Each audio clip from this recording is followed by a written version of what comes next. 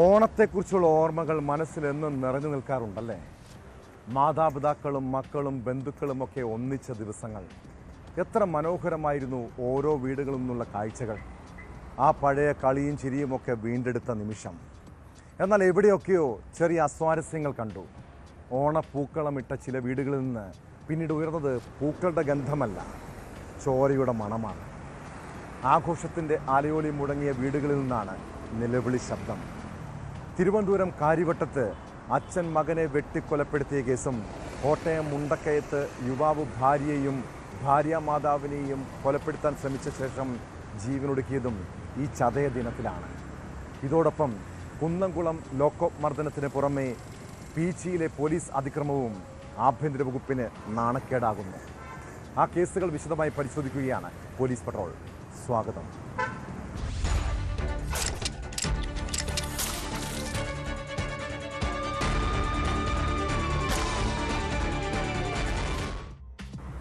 അമ്മയുടെ നല്ല സ്വഭാവവും അച്ഛൻ്റെ ദുശീലങ്ങളും മക്കളെ സ്വാധീനിക്കാറുണ്ടെന്ന് കുട്ടികളുടെ മനഃശാസ്ത്രം അറിയാവുന്നവർ പറയാറുണ്ട്.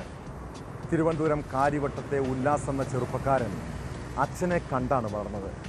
എല്ലാ ദിവസവും അച്ഛൻ മദ്യപിച്ച് വീട്ടിലെത്തി ബഹളമുണ്ടാക്കും. മകൻ വളർന്നതോടെ അച്ഛൻ ഉണ്ണികൃഷ്ണൻ അവനും അല്പം മദ്യം ഒഴിച്ചു കൊടുക്കാൻ തുടങ്ങി.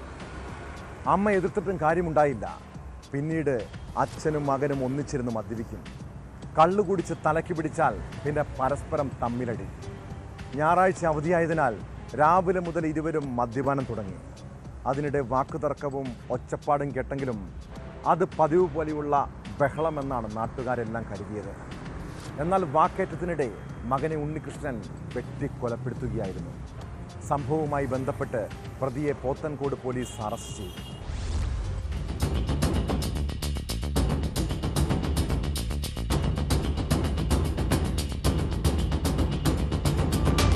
രാവിലെ 8 മണിയോടെ കാര്യവട്ടം സ്വദേശിയായ ഉണ്ണികൃഷ്ണനാണ് തൊട്ടടുത്ത വീട്ടിലുണ്ടായിരുന്ന ഭാര്യയോട് മകൻ ഉല്ലാസ് രക്തത്തിൽ കുളിച്ചു കിടക്കുന്നതായി അറിയിച്ചത്.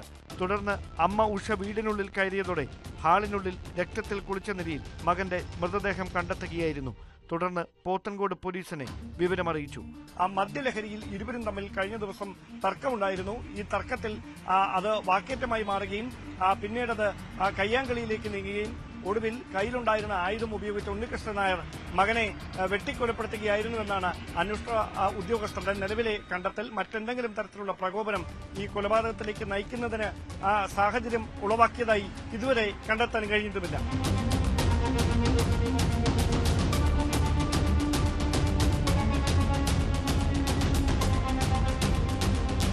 പോലീസ് സ്ഥലത്തെത്തി നടത്തിയ പരിശോധനയിലാണ് മദ്യലഹരിയിൽ അച്ഛനും മകനും തമ്മിൽ നടത്തിയ വാക്കുതർക്കമാണ് കൊലപാതകത്തിലേക്ക് നയിച്ചതെന്ന് കണ്ടെത്തിയത്. പിതാവ് ഉണ്ണികൃഷ്ണൻ നായരെ കസ്റ്റഡിയിലെടുത്ത് നടത്തിയ ചോദ്യം ചെയ്യലിൽ ഇരുവരും തമ്മിൽ മദ്യപിച്ച് വാക്കുതർക്കമുണ്ടാകുന്നത് പതിവായിരുന്നെന്നും സമാനമായ തർക്കം കഴിഞ്ഞ ദിവസം പ്രകോപനത്തിലേക്ക് നയിച്ചെന്നും വെളിപ്പെടുത്തി. ക്രൂരമായ കൊലപാതകത്തിന് മറ്റെന്തെങ്കിലും കാരണമുണ്ടോ എന്നുറപ്പിക്കാൻ പോത്തൻകോട് പോലീസ് അന്വേഷണം തുടരുകയാണ്.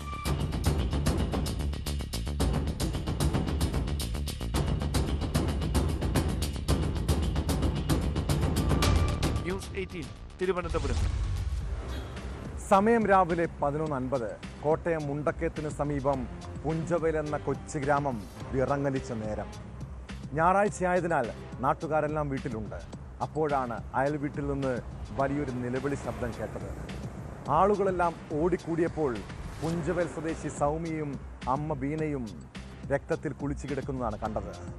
ഭാര്യയെയും ഭാര്യാമാതാവിനെയും വെട്ടിക്കൊലപ്പെടുത്താൻ ശ്രമിച്ച ശേഷം യുവാവ് ഓടി രക്ഷപ്പെട്ടു. പ്രതി പ്രദീപിനായി പോലീസും നാട്ടുകാരും തിരച്ചിൽ നടത്തുമ്പോൾ അയാളെ തൂങ്ങി മരിച്ച നിലയിൽ കണ്ടെത്തുന്നു. മകളുടെ സംരക്ഷണ ചുമതലയുമായി ബന്ധപ്പെട്ട തർക്കമാണ് അക്രമത്തിലും തുടർന്നുള്ള ആത്മഹത്യയിലും കലാശിച്ചത്. കഴിഞ്ഞ കുറച്ചു നാളുകളായി പ്രദീപും ഭാര്യ സൗമ്യയും വേർപിരിഞ്ഞ് കഴിയുകയായിരുന്നു.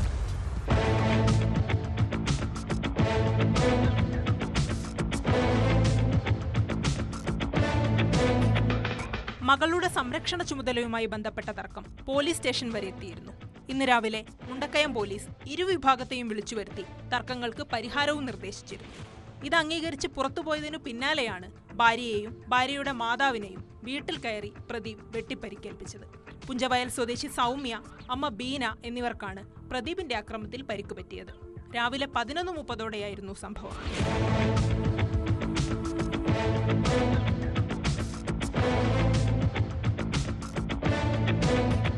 ഇതിനു പിന്നാലെ വീട്ടിൽ നിന്നിറങ്ങിപ്പോയ പ്രദീപിനെ വൈകുന്നേരത്തോടെ വീടിന് 5 കിലോമീറ്റർ അകലെയുള്ള പറമ്പിൽ തൂങ്ങി മരിച്ച നിലയിൽ കണ്ടെത്തി. മുണ്ടക്കയം പോലീസ് പ്രതിക്കായി തിരച്ചിൽ തുടരുന്നതിനിടെയാണ് വൈകുന്നേരത്തോടെ മൃതദേഹം കണ്ടെത്തിയത്. ഇൻക്വസ്റ്റ് നടപടികൾ പൂർത്തിയാക്കി പ്രദീപിന്റെ മൃതദേഹം പോസ്റ്റ്മോർട്ടത്തിനായി ആശുപത്രിയിലേക്ക് മാറ്റി.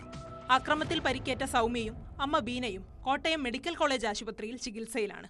ഇരുവരുടെയും ആരോഗ്യനില ഗുരുതരമല്ലെന്നാണ് പോലീസ് നൽകുന്ന വിവരം.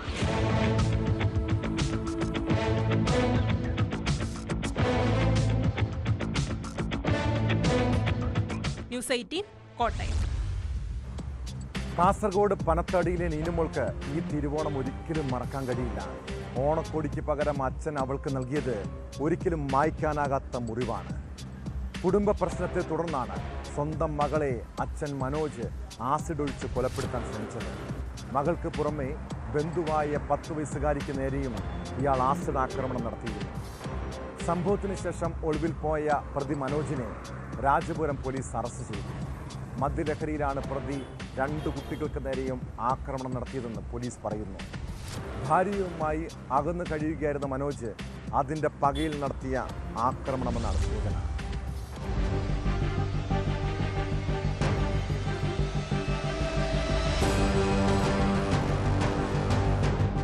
തിരുവോണ ദിനത്തിൽ കാസർഗോഡ് ജില്ലയുടെ മലയോര മേഖലയായ പനത്തടി ഉണർന്നത് ഞെട്ടിപ്പിക്കുന്ന വാർത്തയുമായാണ്. സ്വന്തം മകളെ തന്നെ അച്ഛൻ ആസിഡ് ഒഴിച്ച് കൊലപ്പെടുത്താൻ ശ്രമിച്ച സംഭവം.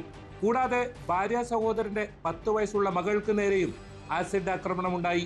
കുടുംബ പ്രശ്നത്തെ തുടർന്നുണ്ടായ വൈരാഗ്യമാണ് സംഭവത്തിന് പിന്നിലെന്ന് രാജപുരം പോലീസ് പറയുന്നു. കർണാടക കരിക്കൈ ആനപ്പാറയിലെ KC മനോജാണ് ഇങ്ങനെയൊരു ക്രൂരകൃത്യം നടത്തിയത്. സംഭവത്തിന് ശേഷം ഇയാൾ ഒളിവിൽ പോവുകയായിരുന്നു. വധശ്രമം, വീട്ടിൽ അതിക്രമിച്ചു കയറൽ, ആസിഡ് ആക്രമണം തുടങ്ങിയ വകുപ്പുകൾ പ്രകാരം കേസെടുത്ത പോലീസ് പ്രതിക്കായി അന്വേഷണം ഊർജിതമാക്കുന്നതിനിടയിലാണ് പാറക്കടവിലെ ഒരു വീട്ടിൽ നിന്നും അറസ്റ്റിലായത്. രാജപുരം പോലീസ് ഇൻസ്പെക്ടർ രാജീവിന്റെ നേതൃത്വത്തിലുള്ള സംഘമാണ് പ്രതിയെ അറസ്റ്റ് ചെയ്തത്.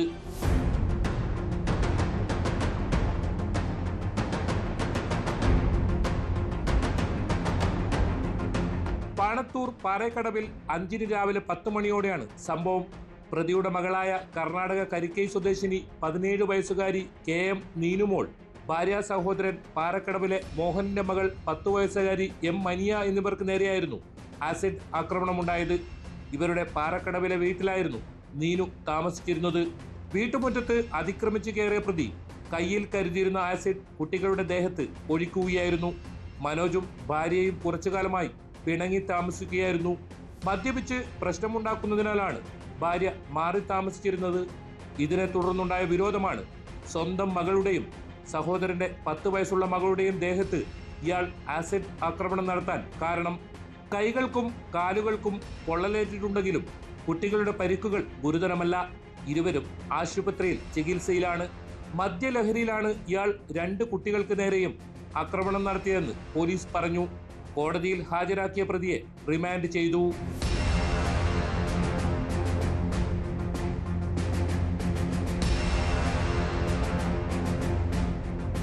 ന്യൂസ് 18 കാസർഗോഡ്. ഈ നാട്ടിൽ നീതി തേടി ഒരാൾക്കും പോലീസ് സ്റ്റേഷനുകളിൽ പോകാൻ പോലും ഇപ്പോൾ ഭയമാണ്. വാദിയെ പ്രതിയാക്കുന്ന പോലീസുകാർ. അവർക്ക് കലിപ്പ് തോന്നിയാൽ ചിലപ്പോൾ വ്യാജ പോക്സോ കേസിൽ പോലും കൊടുക്കും. തൃശൂർ പീച്ചിയിലെ ഒരു ഹോട്ടൽ ഉടമയും കുടുംബവും 2 വർഷം മുൻപ് അനുഭവിച്ച കഥ പോലീസ് തേർവാഴ്ചയുടെ തെളിവാണ്. ഹോട്ടലിലുണ്ടായ ഒരു അടിപിടി കേസുമായി ബന്ധപ്പെട്ട് പീച്ചി പോലീസ് സ്റ്റേഷനിലെത്തിയതാണ് ഔസേപ്പും മകൻ പോളും. എന്നാൽ ഹോട്ടലിൽ ആക്രമണം നടത്തിയ യുവാവിന് വേണ്ടി പോലീസ് കേസ് ഒതുക്കി തീർക്കാൻ നോക്കി. ഔസേപ്പും കൂട്ടരും വഴങ്ങില്ലെന്ന് കണ്ടതോടെ മകൻ പോളിനെ പോക്സോ കേസിൽ കുടുക്കുമെന്ന് വരെയും പറഞ്ഞ് ഭീഷണിപ്പെടുത്തി. പിന്നീട് കേസ് ഒതുക്കാൻ ലക്ഷങ്ങൾ കൈക്കൂലി വാങ്ങിയതായും പരാതിക്കാരൻ പറയുന്നു. പോലീസ് അതിക്രമം സംബന്ധിച്ച് കമ്മീഷണർക്കടക്കം പരാതി നൽകിയിട്ടും നടപടി ഉണ്ടായില്ലെന്നും ആക്ഷേപമുണ്ട്.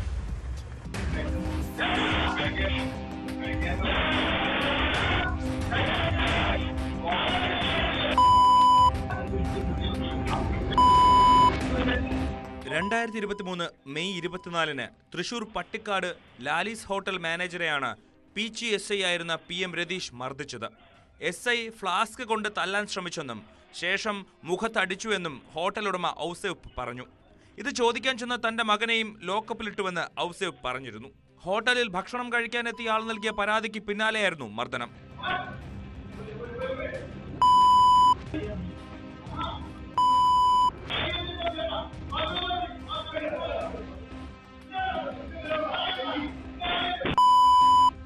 ഭക്ഷണം മോശമാണെന്ന് പരാതി പറഞ്ഞ ദിനേശൻ എന്നയാൾക്ക് പണം നൽകിയില്ലെങ്കിൽ വധശ്രമത്തിനും പോക്സോയും ചുമത്തി ജാമ്യം കിട്ടാത്ത വിധം ജയിലിൽ അടയ്ക്കുമെന്നും അതൊഴിവാക്കാൻ പണം നൽകി സെറ്റിൽമെന്റ് നടത്തണമെന്നും SI ആവശ്യപ്പെട്ടു എന്നാണ് ഔസേപ്പ് പറയുന്നത്. ഹോട്ടൽ ജീവനക്കാർക്കെതിരെ കേസെടുക്കാതിരിക്കാൻ 5 ലക്ഷമാണ് ആവശ്യപ്പെട്ടത്. 3 ലക്ഷം പോലീസിനും 2 ലക്ഷം പരാതിക്കാരനും. പണം കൈമാറിയത് ഹോട്ടൽ ഉടമയുടെ വീട്ടിൽ വെച്ച് തന്നെയാണ്. ലോക്കപ്പ് മർദ്ദനത്തിന്റെയും വീട്ടിൽ വെച്ച് പണം നൽകുന്നതിന്റെയും എല്ലാം CCTV ദൃശ്യങ്ങളും പുറത്തു വന്നിട്ടുണ്ട്.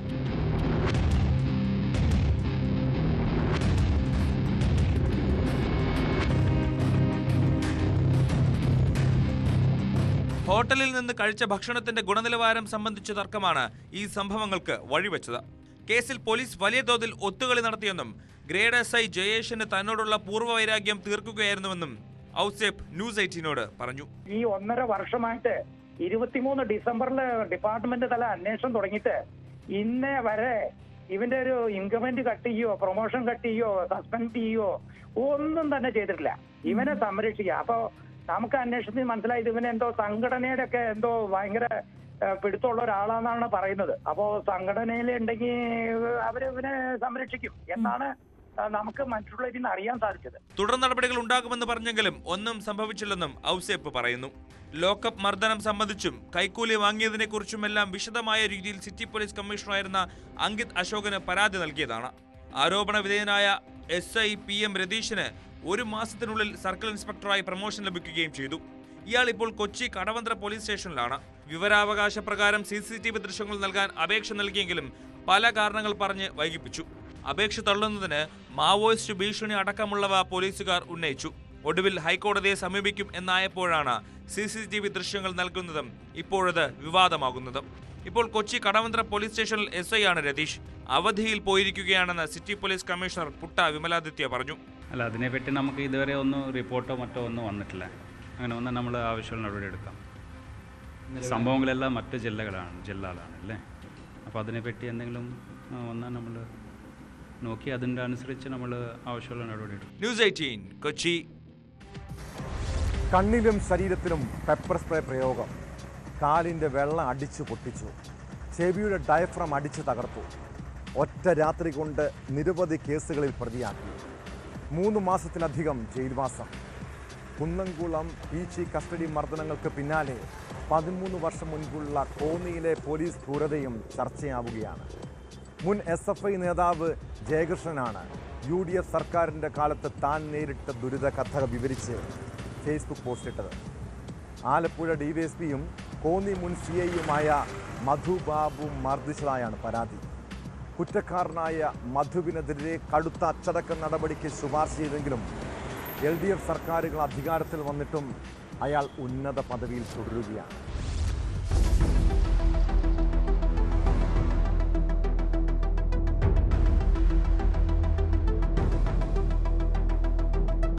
ൽ നടന്ന കസ്റ്റഡി മർദ്ദനം വിവരിച്ചാണ് മുൻ SFI നേതാവിന്റെ ഫേസ്ബുക്ക് പോസ്റ്റ്. SFI പത്തനംതിട്ട ജില്ലാ മുൻ പ്രസിഡന്റായിരുന്ന ജയകൃഷ്ണൻ തണ്ണിത്തോടാണ് താൻ നേരിട്ട മർദ്ദനത്തെക്കുറിച്ച് ഫേസ്ബുക്കിൽ പോസ്റ്റ് ഇട്ടിരിക്കുന്നത്. ആലപ്പുഴ DYSPയും കോന്നിയിലെ മുൻ CIയുമായിരുന്ന മധു ബാബുവിനെതിരെയാണ് പരാതി. കാലിന്റെ വെള്ള അടിച്ചു പൊട്ടിച്ചു. കണ്ണിലും ശരീരത്തിലും മുളക് സ്പ്രേ ചെയ്തു. ചെവിയുടെ ഡയഫ്രം അടിച്ചു പൊളിച്ചുവെന്നും ജയകൃഷ്ണൻ ആരോപിക്കുന്നു. 2012 ജയകൃഷ്ണൻ SFI ഭാരവാഹിയായിരിക്കുമ്പോഴാണ് അന്നത്തെ കോന്നി CI മധു ബാബു ലോക്കപ്പ് മർദ്ദനത്തിനും 3ാം മുറയ്ക്കും വിധേയമാക്കിയത്. 6 മാസം താൻ മെഡിക്കൽ കോളേജിൽ ചികിത്സ തേടി. അന്നത്തെ ഭരണകൂടം തന്നെ 3 മാസത്തിലധികം ജയിലിൽ അടച്ചു. ഒറ്റ രാത്രി കൊണ്ട് തനിക്കെതിരെ നിരവധി കേസുകൾ എടുത്തു. അന്ന് തൊട്ട് ഇന്ന് വരെയും അതുമായി ബന്ധപ്പെട്ടുകൊണ്ടുള്ള നിയമ പോരാട്ടത്തിലാണ്. എന്നെ 2012 ഒക്ടോബർ മാസം 12-ാം തീയതി വീട്ടിൽ വന്ന് അറസ്റ്റ് ചെയ്യുകയും എൻ്റെ അമ്മയുടെ മുമ്പിൽ വെച്ച് തന്നെ എന്നെ മർദ്ദിക്കുകയും തുടർന്ന് എന്നെ കോന്നി പോലീസ് സ്റ്റേഷനിൽ കൊണ്ടുവന്ന് കോന്നി പോലീസ് സ്റ്റേഷനിൽ ഒരു ബെഞ്ചിൽ കിടത്തി കാലിൻ്റെ വെള്ള അടിച്ചു പൊട്ടിക്കുകയും അതുപോലെ തന്നെ പെപ്പർ സ്പ്രേ ദേഹമാസകലിനും കണ്ണിലും പ്രയോഗിക്കുകയും അതുപോലെ തന്നെ ബൂട്ടിട്ട് ചവിട്ടുകയും അങ്ങനെ അതിബ്രൂട്ടലായിട്ടുള്ള ക്രൂരമായ മർദ്ദനത്തിന് മൂന്നാം മുറയ്ക്ക് വിധേയമാക്കുകയാണ് ചെയ്തത്. ഒരുപക്ഷെ പുതിയ തലമുറയിൽപ്പെട്ട ആളുകൾക്ക് ഇന്ന് അത്ഭുതമായി തോന്നി ഇങ്ങനെ മർദ്ദനം ഉണ്ടായിട്ടുണ്ടോ എന്ന് കേട്ടാൽ. എടുത്ത കേസുകളിലെല്ലാം പിന്നീട് വെറുതെ വിട്ടു. കഴിഞ്ഞ 14 വർഷമായി കോടതിയിൽ കേസ് നടത്തുകയാണ്. അന്നത്തെ പത്തനംതിട്ട എസ്പിയും നിലവിലെ ഐജിയുമായ ഹരിശങ്കർ കേസ് അന്വേഷിച്ച് കുറ്റക്കാരനായ മധു ബാബുവിനെതിരെ കടുത്ത അച്ചടക്ക നടപടിക്ക് ശുപാർശ ചെയ്തതാണ്. പോലീസ് സേനയ്ക്ക് തന്നെ മധു ബാബു അപമാനമാണെന്ന് റിപ്പോർട്ടിൽ പറഞ്ഞിരുന്നു. എന്നാൽ ആ റിപ്പോർട്ട് ഇതുവരെ നടപ്പിലാക്കിയില്ല. മധു ബാബു ഇന്നും പോലീസ് സേനയിൽ ശക്തമായി തന്നെ തുടർന്നു പോകുന്നു. ഇനി പരാതി പറയാൻ ആളില്ല. എന്തുകൊണ്ടാണ് ഈ റിപ്പോർട്ട് നടപ്പിലാക്കാത്തത്? ആരാണ് ഇതിന്റെ പിന്നിലെന്നും മുൻ SFI നേതാവ് ഫേസ്ബുക്ക് പോസ്റ്റിൽ കുറിച്ചു.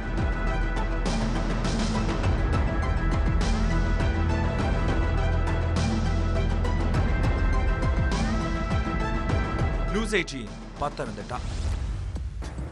മലയാളികളെല്ലാം ഓണം നന്നായി ആഘോഷിച്ചു കാണും അല്ലേ? ഇത്തവണത്തെ ഓണം കളറായിരുന്നോ എന്ന് ബിവറേജസ് കോർപ്പറേഷൻ്റെ കണക്ക് പുറത്തു വന്നാൽ മനസ്സിലാകും. എന്നാൽ പാലക്കാട് കൊല്ലംകോട്ടെ 3 ചേട്ടന്മാർ ഓണം ആഘോഷിക്കാൻ ബിവറേജസിൽ മോഷ്ടിക്കാൻ കയറി. ഭിത്തി തുറന്ന് അകത്ത് കയറിയ സംഘം 6 ലിറ്ററിൻ്റെ മദ്യക്കുപ്പികൾ ചാക്കുകളിൽ നിറച്ചാണ് പുറത്തു കടന്നത്. ആഘോഷമൊക്കെ കഴിഞ്ഞതോടെ 3 പേരും ജയിലിലുമായി.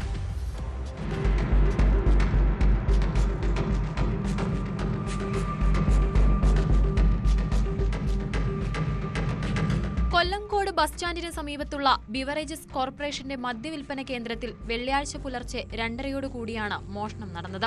ഭിത്തി തുരന്ന് അകത്ത് കയറിയ മോഷ്ടാക്കൾ മദ്യക്കുപ്പികൾ ചാക്കുകളിൽ നിറച്ച് പുറത്തേക്ക് കടന്നു. മദ്യവിൽപ്പന കേന്ദ്രത്തിൽ കളക്ഷൻ തുക ഉൾപ്പെടെ ഉണ്ടായിരുന്നുവെങ്കിലും മദ്യം മാത്രമാണ് അവർ എടുത്തത്. പിറ്റേന്ന് രാവിലെ സ്ഥാപനം തുറക്കാനെത്തിയ ജീവനക്കാരാണ് മോഷണം നടന്നതായി അറിയുന്നതും കൊല്ലംകോട് പോലീസിനെ അറിയിക്കുന്നതും. വടക്കുഭാഗത്തായി വരുന്ന പിൻഭാഗത്തെ ചുമർ പൊളിച്ച് അകത്ത് കടന്നതിനു ശേഷം ചില്ലറ വിൽപ്പന കേന്ദ്രത്തിലെയും പ്രീമിയം കൗണ്ടറിലെയും വില കൂടിയ മദ്യമാണ് ഏറെയും മോഷ്ടിച്ചത്. 2.5 ലക്ഷത്തോളം രൂപയുടെ മദ്യം നഷ്ടപ്പെട്ടിട്ടുണ്ടെന്ന് ബീവറേജസ് ജീവനക്കാർ പോലീസിന് മൊഴി നൽകി. എന്നാൽ ഷോപ്പിലുണ്ടായിരുന്ന പണം നഷ്ടപ്പെട്ടിട്ടില്ലെന്നും മൊഴിയിൽ പറയുന്നു.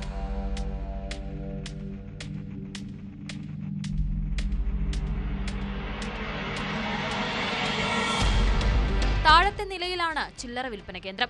പ്രീമിയം കൗണ്ടർ പ്രവർത്തിക്കുന്നത് മുകളിലത്തെ നിലയിലും. ഇരുഭാഗത്തു നിന്നും മദ്യം എടുത്തിട്ടുണ്ടെന്ന് അധികൃതർ പറഞ്ഞു. ബീവറേജസ് കോർപ്പറേഷനിലെ CCTV ദൃശ്യത്തിൽ ഒരാൾ മാത്രമാണ് പതിഞ്ഞതെങ്കിലും വിശദമായ അന്വേഷണത്തിലാണ് സംഘത്തിൽ 3 പേരുണ്ടെന്ന് വ്യക്തമായത്. CCTV ദൃശ്യങ്ങളുടെ അടിസ്ഥാനത്തിൽ നടത്തിയ തിരച്ചിലിലാണ് പ്രതികൾ പിടിയിലായത്.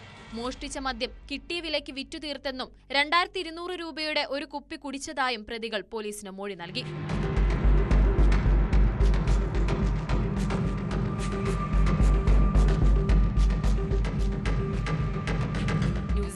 പാലക്കാട്. നമ്മൾ വിദേശ രാജ്യങ്ങളിലേക്ക് പോകുമ്പോൾ അവിടുത്തെ നിയമവും ചട്ടങ്ങളും ഒക്കെ മനസ്സിലാക്കാറുണ്ടോ? ഇല്ലെങ്കിൽ നടി നവ്യ നായർക്ക് സംഭവിച്ചതുപോലുള്ള 8ന്റെ പണി ചിലപ്പോൾ കിട്ടിയേക്കാം. മുല്ലപ്പൂ കൈവശം വെച്ചതിന് നടി നവ്യ നായരിൽ നിന്ന് ഓസ്ട്രേലിയയിലെ മെൽബൺ വിമാനത്താവള അധികൃതർ ചുമത്തിയത് 1 ലക്ഷം രൂപയിലേറെ പിഴയാണ്. വെറും 15 സെന്റിമീറ്റർ മുല്ലപ്പൂവ് കൈവശം കരുതിയതിനാണ് നടിയുടെ പക്കൽ നിന്ന് വൻതുക പിഴ ഈടാക്കിയത്. നവ്യ തന്നെയാണ് തനിക്കുണ്ടായ അനുഭവം ഒരു ചടങ്ങിൽ തുറന്നു പറഞ്ഞത്. മുല്ലപ്പൂ ഉൾപ്പെടെയുള്ളവ കൊണ്ടുവരുന്നത് ഓസ്ട്രേലിയയിലെ ജൈവ സുരക്ഷാ നിയമപ്രകാരം കുറ്റകരമാണ്.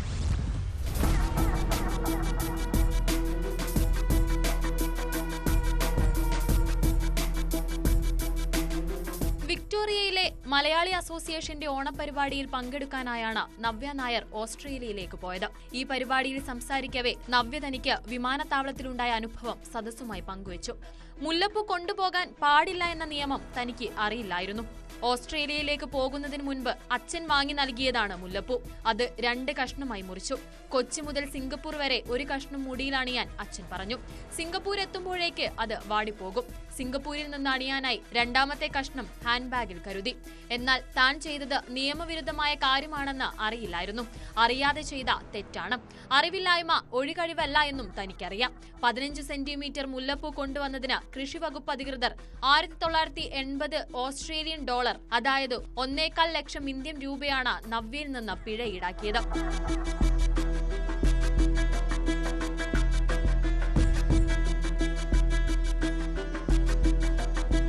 തിരുവോണ ദിവസമായിരുന്നു നവ്യയുടെ ഓസ്ട്രേലിയൻ യാത്ര. താൻ മെൽബണിലേക്ക് പോവുകയാണെന്ന് പറഞ്ഞുകൊണ്ട് വിമാനത്തിൽ നിന്നുള്ള ചിത്രങ്ങൾ ഉൾപ്പെടെ കഴിഞ്ഞ ദിവസം നടി സോഷ്യൽ മീഡിയയിൽ പോസ്റ്റ് പങ്കുവച്ചിരുന്നു. മുല്ലപ്പൂ ഉൾപ്പെടെയുള്ളവ കൊണ്ടുവരുന്നത് ഓസ്ട്രേലിയയുടെ ജൈവ സുരക്ഷാ നിയമപ്രകാരം കുറ്റകരമാണ്. വിദേശ രാജ്യങ്ങളിൽ നിന്നുള്ള ചെടികളും പൂക്കളുമെല്ലാം ഓസ്ട്രേലിയയുടെ പരിസ്ഥിതിയെ ദോഷകരമായി ബാധിക്കുന്ന സൂക്ഷ്മജീവികളെയോ രോഗങ്ങളെയോ കൂടി കൊണ്ടുവരുമെന്നതിനാലാണ് നിയമം കർശനമാക്കിയത്. ഇത്തരം സൂക്ഷ്മജീവികൾ ഓസ്ട്രേലിയയിലെ കൃഷി, വനം തുടങ്ങിയവയെ നശിപ്പിക്കാൻ കാരണമാവുകയും തദ്ദേശീയമായ സസ്യജന്തുജാലങ്ങൾക്ക് ഭീഷണിയാവുകയും ചെയ്യുമെന്നതിനാലാണ് ഈ നിയമം കർശനമായി നടപ്പാക്കുന്നത്. New Zealand, US, Japan, Canada, European union എന്നിവിടങ്ങളിലും കർശനമായ ബയോസെക്യൂരിറ്റി നിയമങ്ങളുണ്ട്.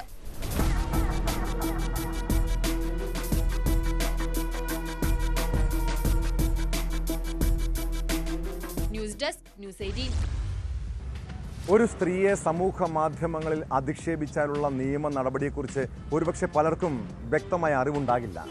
എന്നാൽ ഇത്തരം ഒരു കേസിൽപ്പെട്ടാൽ പിന്നെ അത്ര വേഗം അതിൽ നിന്ന് ഊരാൻ കഴിയില്ല കേട്ടോ.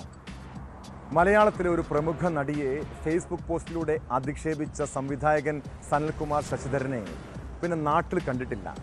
സംഭവത്തിന് ശേഷം വിവിധ വിദേശ രാജ്യങ്ങളിലായിരുന്ന സംവിധായകനെതിരെ കേരള പോലീസ് ലുക്കൌട്ട് നോട്ടീസ് പുറപ്പെടുവിച്ചതാണ്. കേസും പ്രശ്നങ്ങളുമൊക്കെ ഒന്നടങ്ങിയെന്ന് കരുതി നാട്ടിലേക്ക് തിരിച്ചതാണ് സനൽകുമാർ. ദേ അപ്പോഴേക്കും മുംബൈ വിമാനത്താവളത്തിൽ സംവിധായകനെ തടഞ്ഞു വെച്ചിരിക്കുന്നു. പോലീസിൻ്റെ ലുക്കൌട്ട് നോട്ടീസിനെ തുടർന്നാണ് നടപടി. ഫേസ്ബുക്ക് പോസ്റ്റിലൂടെ സനൽകുമാർ ശശിധരൻ തന്നെയാണ് താൻ കസ്റ്റഡിയിലാണെന്ന വിവരം പുറത്തുവിട്ടത്.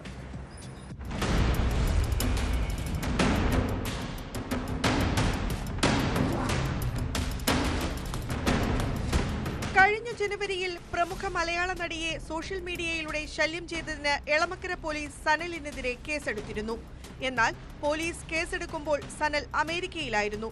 തുടർന്ന് അദ്ദേഹം ഇന്ത്യയിലെത്തുമ്പോൾ കസ്റ്റഡിയിലെടുക്കുന്നതിനായി പോലീസ് ലുക്കൌട്ട് സർക്കുലർ പുറപ്പെടുവിച്ചു.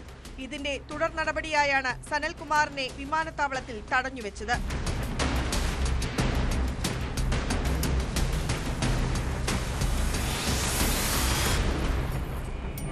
ഞായറാഴ്ചയാണ് സംവിധായകൻ സനൽകുമാർ ശശിധരനെ പോലീസ് മുംബൈ വിമാനത്താവളത്തിൽ തടഞ്ഞത്.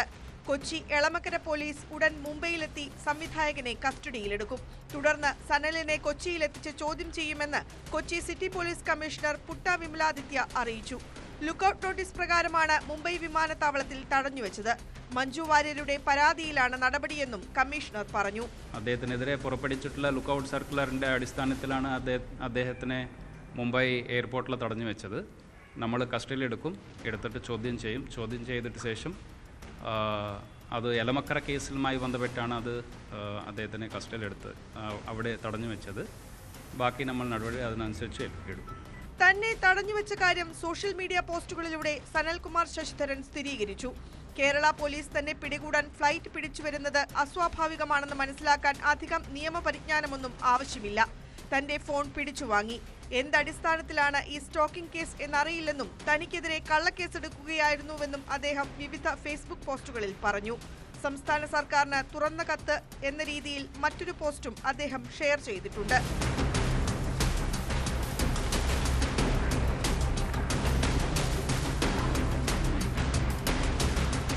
ന്യൂസ് 18 കൊച്ചി.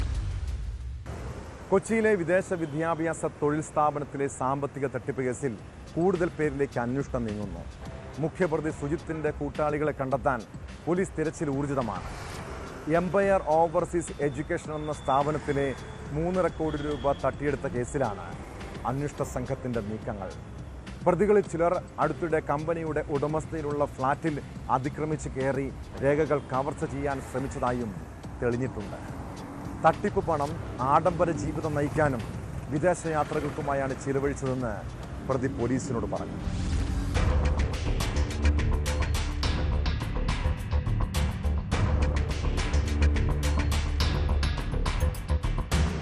കേസിൽ അറസ്റ്റിലായ സുജിത്ത് 2018 മുതൽ തട്ടിപ്പ് നടത്തിവരികയായിരുന്നുവെന്നാണ് പോലീസ് പറയുന്നത്. തട്ടിപ്പിൽ കമ്പനി സ്റ്റാഫുകളായ ചിലരുടെയും അസോസിയേറ്റുകളുടെയും പങ്കാളിത്തവും സ്ഥിരീകരിച്ചിട്ടുണ്ട്. ആഡംബര ജീവിതം, വിദേശയാത്രകൾ എന്നിവയ്ക്കായി പണം ചെലവഴിക്കുകയും പെട്ടെന്നുള്ള സാമ്പത്തിക വളർച്ച ഇവർ നേടുകയും ചെയ്തു. പ്രധാന പ്രതി സുജിത്തിനൊപ്പം പ്രവർത്തിച്ചിരുന്ന associate Bijo Jose emperor CGI എന്ന സ്ഥാപനവും കമ്പനിയിലെ സ്റ്റാഫ് ഗോഡ്സൺ ദേവസി, അസോസിയേറ്റ് കിഷോർ കുമാർ റെയ്മോൾ എന്നിവരുമായി ചേർന്ന് ഫ്ലൈവിസ് ഓവർസീസ് എന്ന സ്ഥാപനവുമാണ് ആരംഭിച്ചത്. കൂട്ടുപ്രതികളിൽ ഒരാളായ റനീഷ് ഗോവിന്ദ് തൃശൂരിലെ Kerala necessity cooperative agro processing സൊസൈറ്റിയുടെ മാനേജിംഗ് ഡയറക്ടറായിരിക്കുമ്പോൾ സ്ഥാപനത്തിൽ രേഖപ്പെടുത്തിയ സംശയാസ്പദമായ വളർച്ചയും അന്വേഷിച്ചുകൊണ്ടിരിക്കുകയാണ്. രേഖകളിൽ കൃത്രിമം കാണിച്ച കമ്പനിക്ക് വരുമാനമില്ലെന്ന് കാട്ടിയായിരുന്നു തട്ടിപ്പ് നടത്തിയിരുന്നത്. ഓഡിറ്റ് റിപ്പോർട്ടുകളും ബാങ്ക് ഇടപാടുകളും കേന്ദ്രീകരിച്ച് അന്വേഷണം പുരോഗമിക്കുകയാണ്. അന്വേഷണം ആരംഭിച്ചപ്പോൾ തന്നെ കമ്പനിയിലെ ചില ഉദ്യോഗസ്ഥർ രാജിവെച്ചിരുന്നു. ഇതിനെ തുടർന്ന് ഇവരുടെ ബാങ്ക് വിവരങ്ങളും മറ്റും പോലീസ് ശേഖരിച്ചു. കമ്പനിയുമായി സഹകരിച്ചിരുന്നവരും തട്ടിപ്പിന് കൂട്ടുനിന്നതായി തെളിഞ്ഞിട്ടുണ്ട്. ഇവരുടെയെല്ലാം അക്കൗണ്ടുകളിലേക്ക് വൻതോതിൽ സുജിത്ത് പണം അയച്ചിരുന്നു. തട്ടിപ്പ് പുറത്തു വന്നപ്പോൾ പിടിയിലാകുമെന്ന് മനസ്സിലായ സുജിത്ത് മാനേജ്മെന്റിനോട് തുറന്നു സമ്മതിക്കുകയും പണം തിരികെ നൽകാമെന്ന് രേഖാമൂലം ഉറപ്പു നൽകുകയും ചെയ്തു. എന്നാൽ ഇതും നടന്നില്ല. തുടർന്നാണ് സ്ഥാപനമുടമ പോലീസിൽ പരാതി നൽകുന്നത്. കേസിലെ 13 പ്രതികളിൽ 4 പേർ കമ്പനി സ്റ്റാഫുകളാണ്. കേസിൽ കൂടുതൽ അറസ്റ്റുണ്ടാകുമെന്ന് എറണാകുളം സൗത്ത് പോലീസ് വ്യക്തമാക്കി.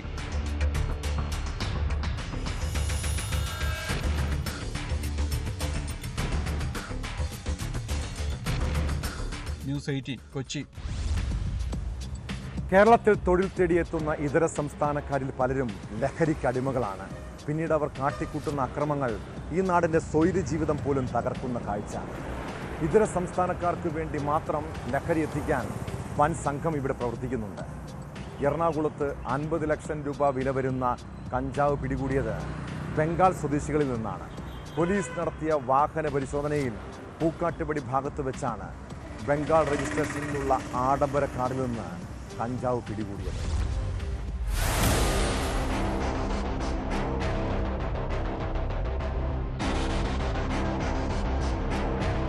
രഹസ്യവിവരം ലഭിച്ചതിന്റെ അടിസ്ഥാനത്തിൽ നടത്തിയ പരിശോധനയിലാണ് കഞ്ചാവുമായി 3 പേരെ പിടികൂടിയത്. എറണാകുളം മലയിടം തുരുത്ത് ബാവപ്പടിയിലായിരുന്നു കഞ്ചാവ് വേട്ട. വിൽപ്പനയ്ക്കായി കാറിൽ കടത്തിക്കൊണ്ടുവന്ന 90 കിലോ കഞ്ചാവാണ് പെരുമ്പാവൂർ ASP ഹാർദിക് മീണയുടെ നേതൃത്വത്തിലുള്ള പ്രത്യേക സംഘവും തടിയിട്ടപ്പറമ്പ് പോലീസും ചേർന്ന് പിടികൂടിയത്. വെസ്റ്റ് ബംഗാൾ മുർഷിദാബാദ് സ്വദേശികളായ ആഷിഖ് ഇക്ബാൽ, സോഹൽ റാണ, നാദിയ സ്വദേശി ആലംഗീർ സർദാർ എന്നിവരെയാണ് കഞ്ചാവുമായി പോലീസ് പിടികൂടിയത്. ഇവർ സഞ്ചരിച്ച കാറിന്റെ ഡിക്കിയിലും സീറ്റിലുമായി 4 ചാക്കുകളിലായാണ് 90 കിലോ കഞ്ചാവ് സൂക്ഷിച്ചിരുന്നത്. പിടിച്ചെടുത്ത കഞ്ചാവിന് 50 ലക്ഷം രൂപ വിലമതിക്കുമെന്ന് പോലീസ് അറിയിച്ചു. ബംഗാളിൽ നിന്ന് എത്തിക്കുന്ന കഞ്ചാവ് അതിഥി തൊഴിലാളികൾക്കിടയിൽ വിൽപ്പന നടത്തുക എന്നതാണ് പ്രതികളുടെ ലക്ഷ്യമെന്ന് പോലീസ് പറഞ്ഞു. സംഭവത്തെക്കുറിച്ച് വിശദമായ അന്വേഷണം ആരംഭിച്ചതായും പോലീസ് വ്യക്തമാക്കി.